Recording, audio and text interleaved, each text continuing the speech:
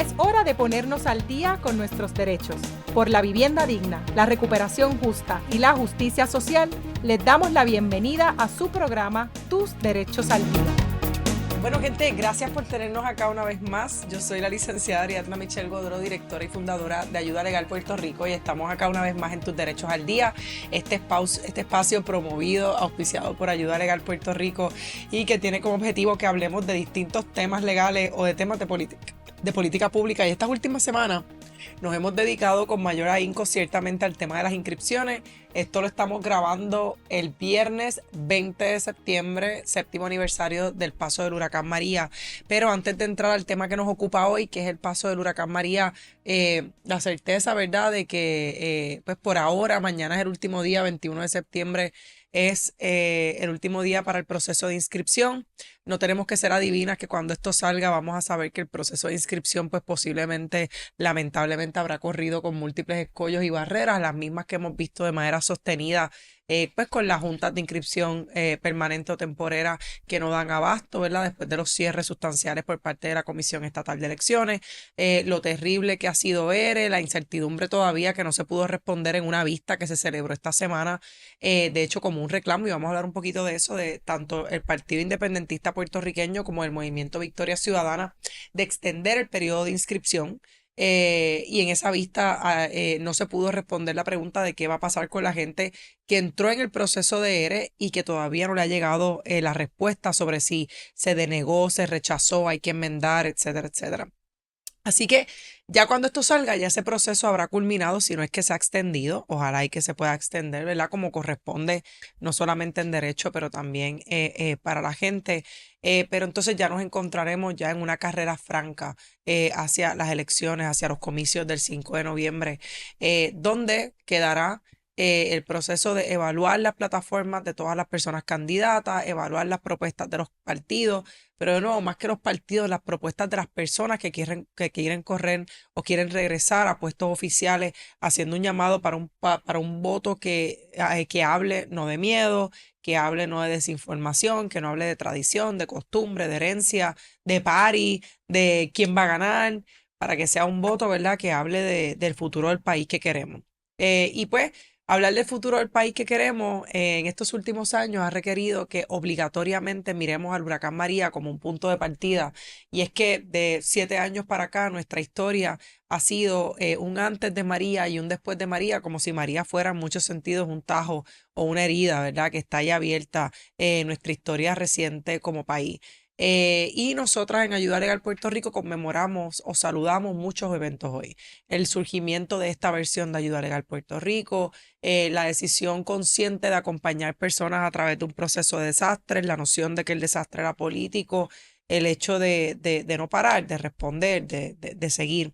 Pero también yo creo que desde Ayuda Legal Puerto Rico y desde otros espacios, 20 de septiembre es una fecha que todavía carga mucha tristeza y que carga todavía un proceso de indignación y de coraje y de rabia que se quedaron ahí pegados.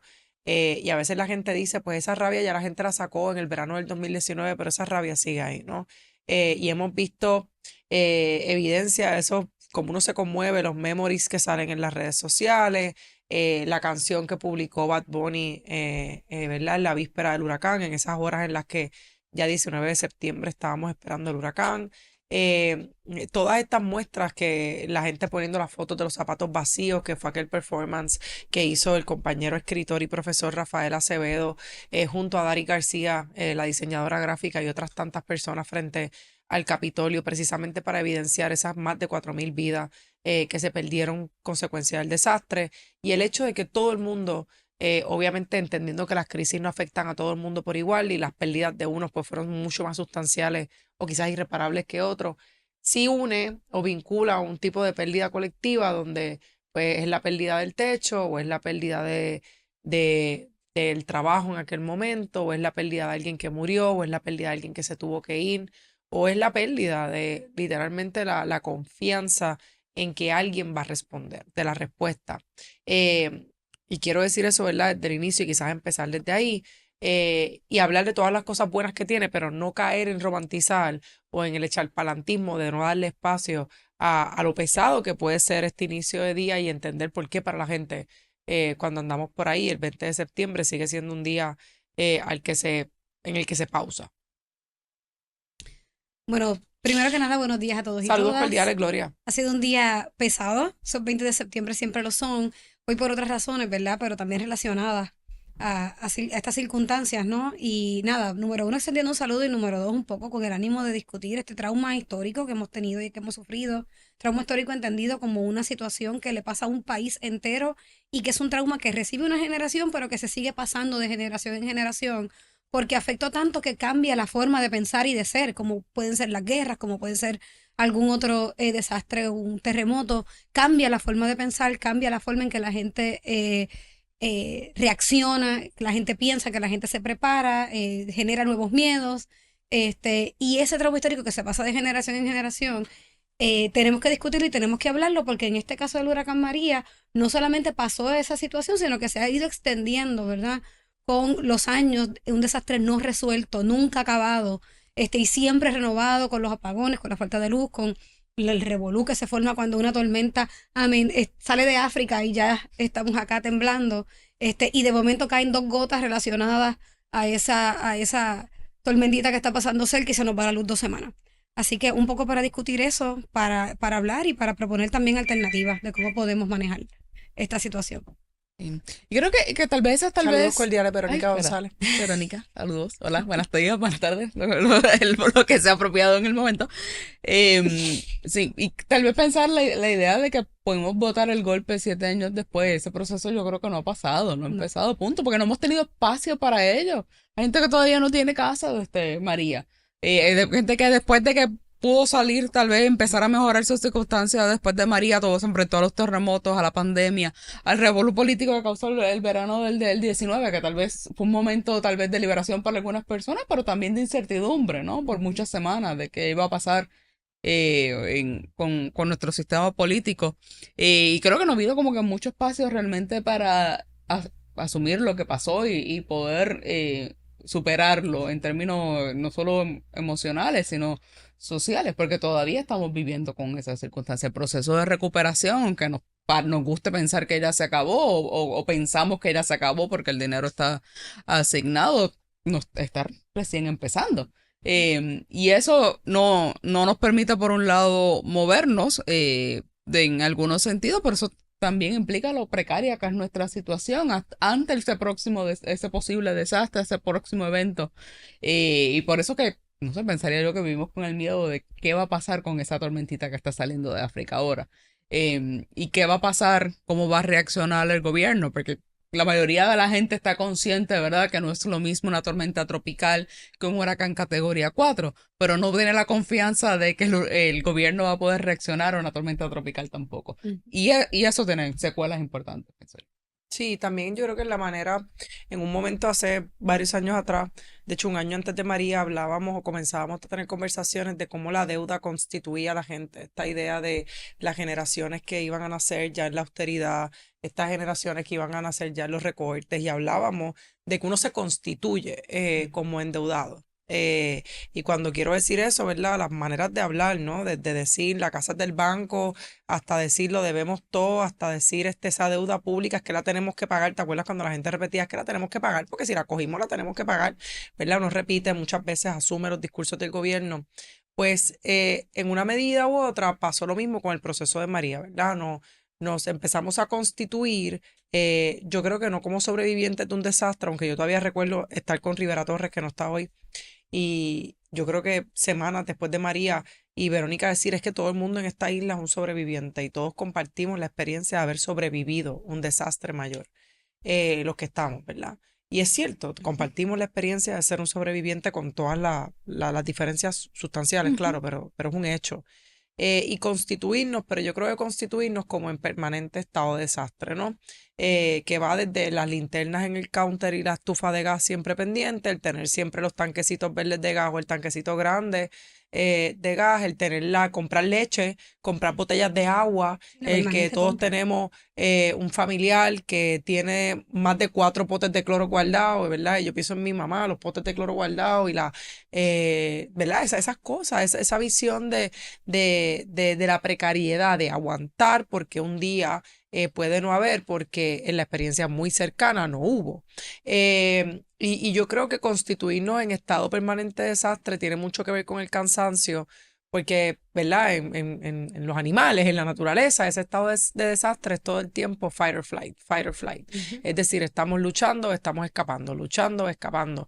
Y en muchos sentidos, pues la gente cuando hace esos discursos, porque de momento se te fue la luz otra vez, lo que dice es eso, dice puñeta, otra vez se fue la luz, otra vez estoy como que no pude dormir, los nenes se están quejando, mami está encamada, tengo que ir mañana al trabajo, no pude descansar, no puedo trabajar remoto.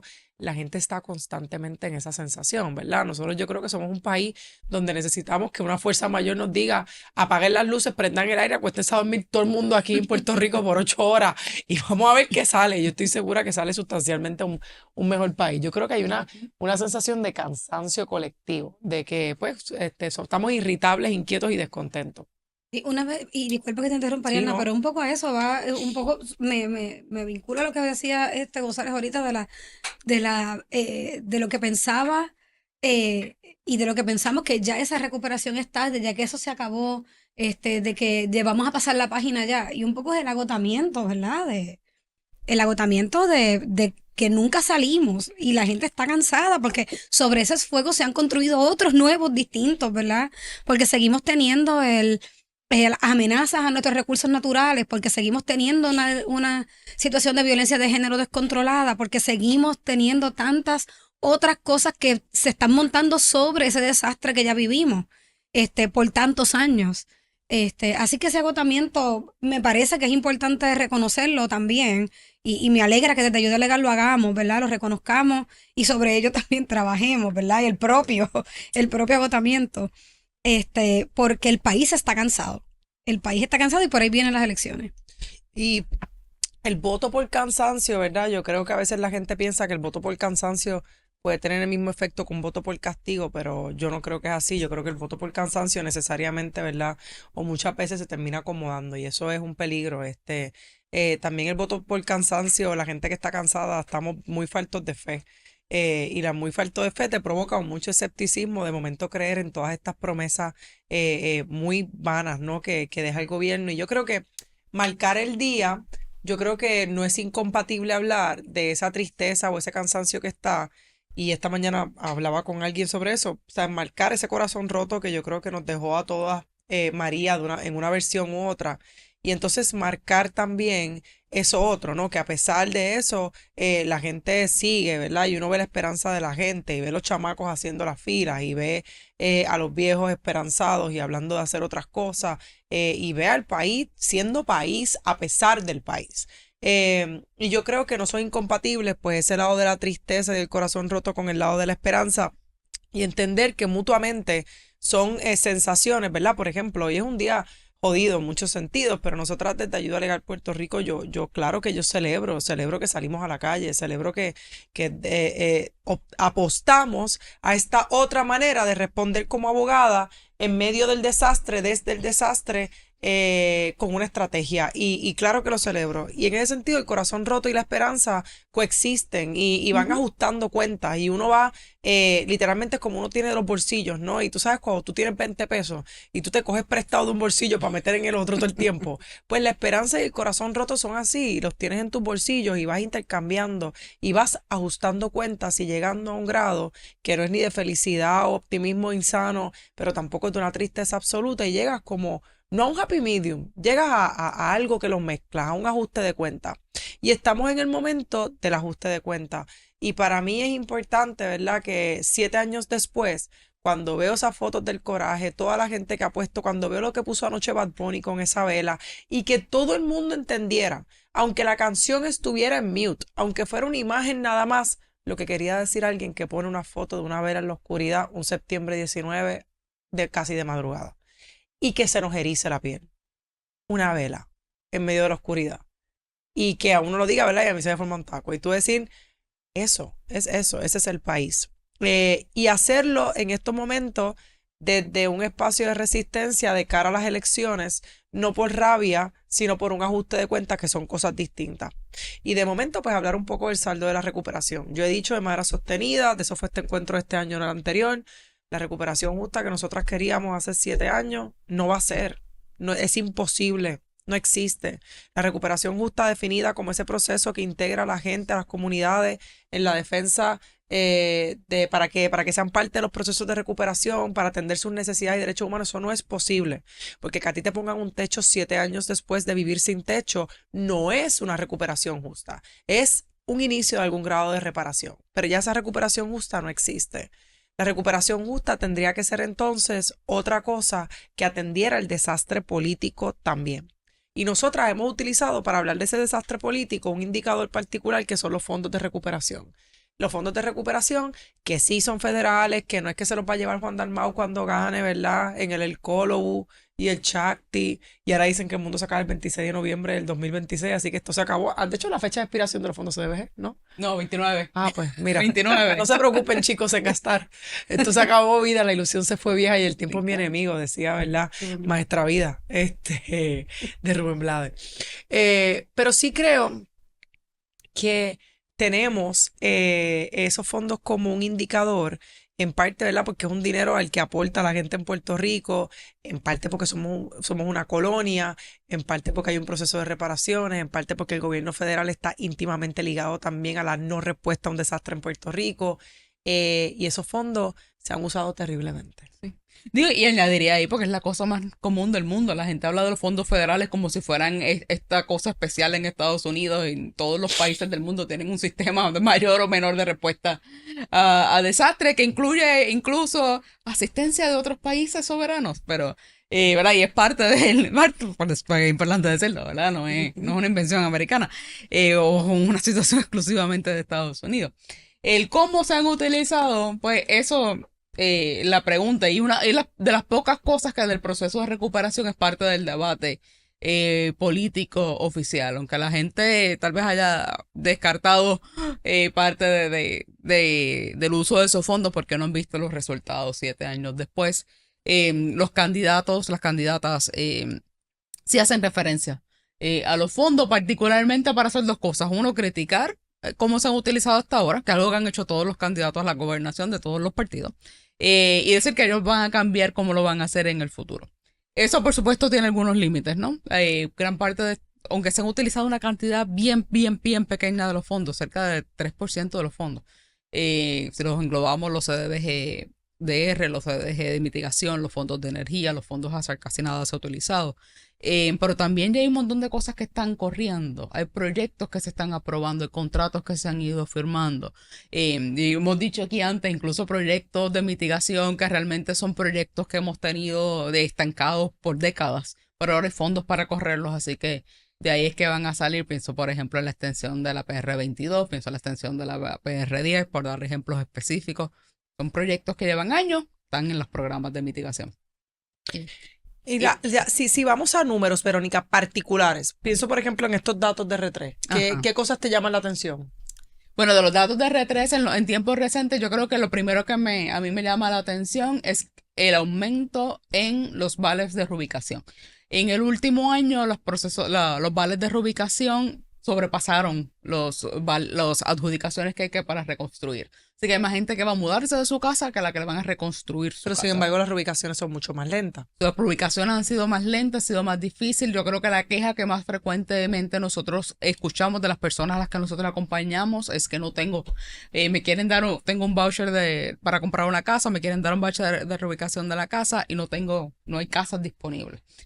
Hay unos fondos que se van a utilizar de los fondos de mitigación para construir nuevas viviendas. El último número que yo vi eran un poquito más de 1,000 viviendas. Eso todavía nos dejaría unidades de viviendas cortos para las más de 3,000 personas que tienen vouchers de reubicación. Pero eso también significa que hay personas que van a abandonar sus comunidades como resultado de este proceso. De hecho, un número alto de personas que van a abandonar sus comunidades como parte de este proceso. Y hemos hablado de que esa reubicación podría ser, o se supone que iba a ser porque eran personas que viven en áreas de riesgo, por ejemplo, en zonas inundables, y ese es un alto número de las personas que recibieron vales de reubicación. Pero también hemos visto por las decisiones que llegan, ¿verdad? Y que nos hablan las personas que acompañamos, es que también son por cosas porque el repararla sale muy caro. Que la persona vive en una montaña y es difícil llegar allí.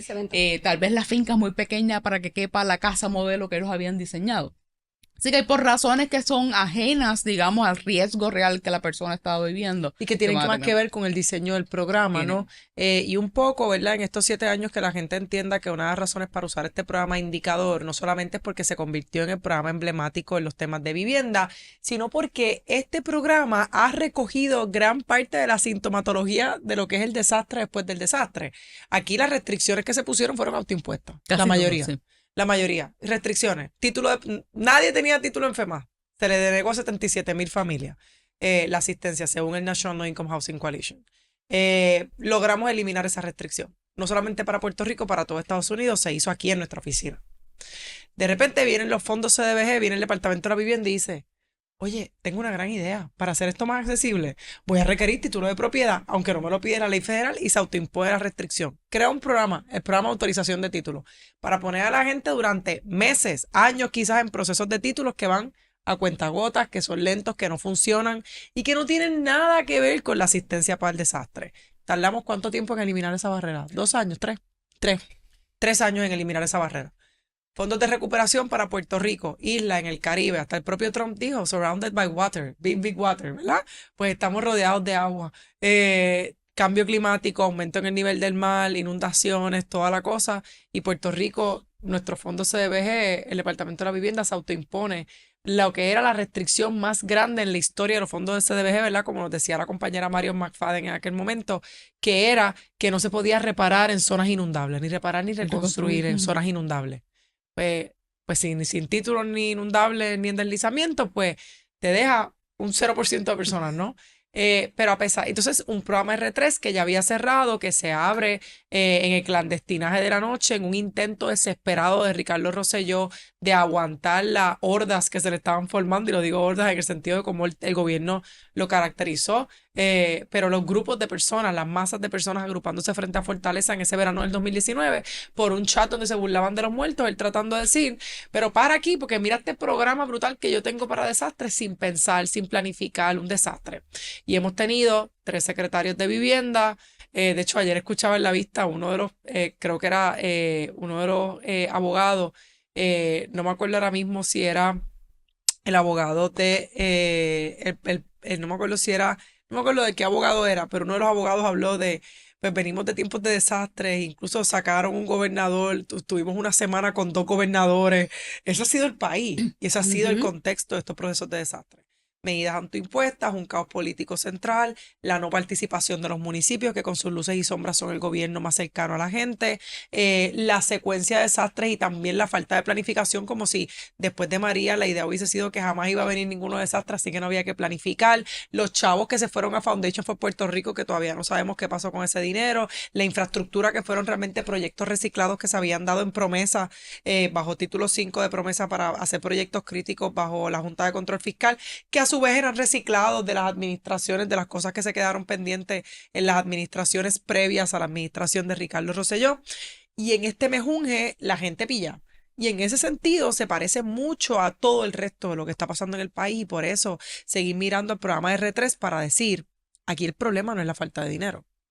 Incluso cuando hay dinero, cuando hay una inyección de capital, cuando el dinero lo controlamos aquí hay un problema de voluntad política y hay un problema de dejadez. Y yo todavía sé que nosotras, y yo creo que compartimos la sorpresa, Verónica, porque acá rato nos lo decimos en la oficina, como que, mano, ¿cómo que no les importa? No les importa. ¿Por qué? Porque esto es un programa que no tiene ningún impacto político.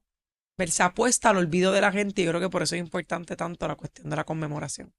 Sí, se apuesta al olvido, se apuesta al cansancio, se apuesta a que ya la gente se harta con J de estar diciendo ya mismo, ¿verdad? La gente está bien agotada, pero tenemos que seguir insistiendo. Eso es lo que ¿Y yo cómo, siempre... cómo insistimos? Chacho, no. Hoy no es el día para preguntarte.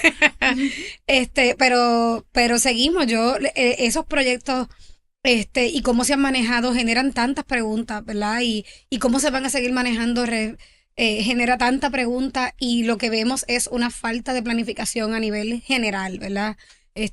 Todo reciclaje de proyectos que tú mencionabas, es que no hay un proyecto de país real a largo plazo. Esto es una improvisación. no es la falta de dinero, ahora está el dinero, pero seguimos en lo mismo. Pero yo creo que en este momento particular, ¿verdad? Donde estamos en esta coyuntura, eleccionaria que ya se aproxima, que ya está encima, y que seguimos viendo, ¿verdad? Cómo se siguen manejando las diferentes, situaciones, cómo sigue el desastre de Luma, impactándonos, otro aumento más que están pidiendo, mientras la gente sigue teniendo falta de luz 4 veces en un día, 5 veces en un día, 4 días en una semana. Yo creo que, ¿verdad? Que es importante que en este año en particular, ¿verdad? Yo sé que las elecciones del 2020 fueron en medio del revolú, ¿verdad? Estábamos ahí encima con los terremotos, teníamos la pandemia encima, María acababa de pasar hacia 2 años, menos de 2 años, y estábamos ahí en un proceso bien, bien caótico. Ahora quizás ya acostumbrados al desastre y a los desastres y con una cabeza más fría podemos hacer un análisis más profundo, ¿verdad? Ya no estamos tanto sobreviviendo, sí estamos sobreviviendo, pero no estamos en una amenaza de vida colectiva como lo estuvimos en aquel momento. Hacer un análisis profundo de todas estas plataformas y es el llamado, ¿verdad? A que tomemos estas elecciones en serio. Y que no votemos por los carteles y por los cartones que aparecen repetidos y repetidos en todos los postes de este país y en los balcones, sino que lo hagamos con un proceso más serio de lectura, de pensar, de escuchar críticamente. Así que ese es el llamado. Oye, y esto es algo que, o sea, que algo que es común en las elecciones, pero yo creo que ha sido consistente. Yo creo que todo este periodo de las noticias, los informes oficiales del Estado, como saben a nosotros, pero las propuestas, y lo hemos dicho, yo lo siento que lo he dicho tantas veces, individuales, que son para problemas colectivos. Y después cuando las cosas no salen mal, nos echan la culpa. Exacto. Hasta para esto de las inscripciones, el problema es la gente que deja las últimas cosas para la última hora. No, el problema es que el Estado dice que lo tengo hasta el 21 de septiembre para hacer algo, pero yo tengo hasta el 21 de septiembre. Punto. Yo no tengo por qué excusar la negligencia del Estado si eso no iba a funcionar, ¿no? De la misma forma que la gente no es responsable porque de los 10 días de suministro. De los 10 de los 20 días de suministro. Los 10 días de suministro. Que antes eran 5. Pero pero el día después de María es porque supone que fueran 10. Exacto. Hace 2 días me dijiste que eran 5. ¿Cómo que ahora son 10? Porque ahora son 10. ¿Por qué me siguen diciendo que esto era, y esto creo que lo he dicho antes también, que lo que pasó en María, nadie podía imaginárselo. Cuando hay ríos de tintas que se han escrito, estudios del mismo gobierno diciendo que esto era exactamente... En tu casa hay una tesis de desastre. Hay un doctor que hizo una tesis de desastre. ¿Verdad?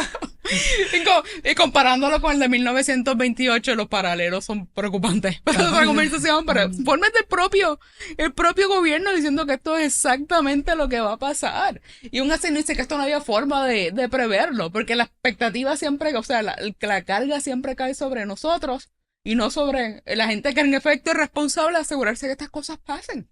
Perdón, que no pasen. Ese gaslighting colectivo es tal vez algo que yo quisiera Lo mismo que hicieron también en la pandemia. Sí. Lo hicieron también. Es la culpa de la gente porque no se pone la mascarilla, es la culpa de la gente porque no se queda en las casas, es la culpa de la gente. Mira, porque va a la playa. Ajá. Y a la misma vez pienso en algo que pasó cuando las estaba escuchando.